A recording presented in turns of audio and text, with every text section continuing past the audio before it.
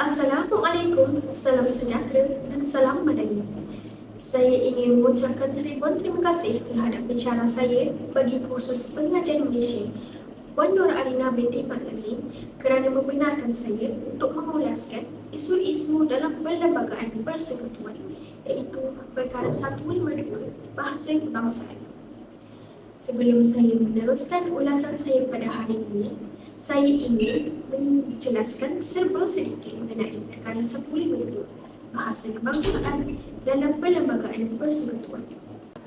Bahasa kebangsaan bagi negara Malaysia adalah bahasa Melayu disebabkan bahasa Melayu merupakan bahasa perantaraan atau lingua franca sejak abad ke-15 iaitu sejak kewujudan Kesultanan Melayu Melaka. Pada zaman itu, bahasa Melayu sering digunakan oleh pedagang-pedagang yang datang menjelajahi ke tanah Melayu dan digunakan sehingga kini. Bahasa Melayu telah termaktub dalam perkara 152 Perlembagaan Persekutuan dan tidak boleh diubah maupun dipindah oleh mana-mana pihak tanpa persetujuan Majlis Raja-Raja. Bahasa Melayu telah menjadi bahasa rasmi dan bahasa keutamaan di Malaysia. Setiap kaum hendaklah mempelajari serta mahir dalam menggunakan bahasa Melayu. Walau bagaimanapun, kaum-kaum lain boleh menggunakan bahasa ibunda mereka secara bebas seperti bahasa Mandarin dan bahasa Tamil. Mengapa bahasa Melayu dijadikan sebagai bahasa rasmi di Malaysia?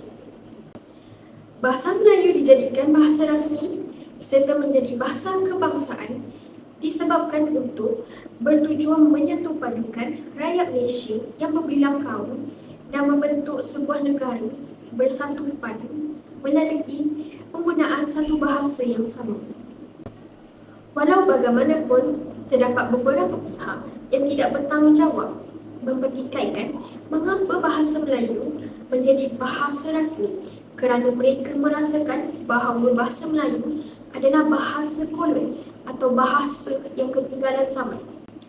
Mereka merasakan bahawa bahasa Melayu ini tidak wajib dipelajari, malah merasakan bahasa Inggeris nampak lebih gah dan moden. Sesetengah anak-anak muda juga tidak mahir berbicara dan menggunakan bahasa Melayu dengan cekap.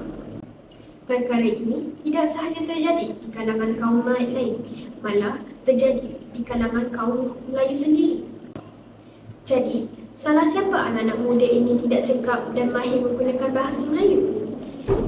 Kalau kita perhatikan, sesetengah ibu bapa tidak mengajar anak mereka berbicara dalam bahasa Melayu sejak kecil lagi. Mereka lebih selesa menggunakan bahasa Inggeris atas alasan supaya anak mereka cakap berbahasa Inggeris, sedangkan bahasa Melayu merupakan bahasa yang paling mudah dipelajari.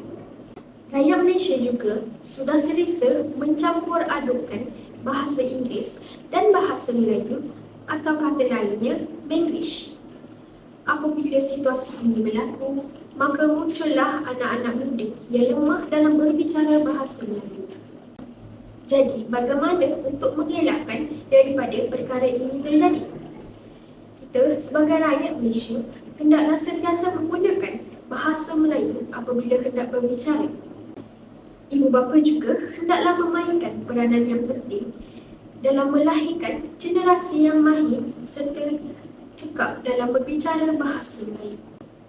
Akhir kata, kita sebagai rakyat Malaysia haruslah menormalisasikan penggunaan bahasa Melayu supaya bahasa Melayu bukan sahaja menjadi bahasa rasmi, malah menjadikan bahasa Melayu sebagai bahasa yang sering digunakan oleh seluruh rakyat Malaysia. Saya akhiri ulasan saya pada hari ini dengan pantun pepatah. Burung tempua terbangnya rendah, hinggap sebentar di dahan senang. Bahasa Melayu bahasa yang indah, terungkap kata 1000 makna. Sekian, terima kasih.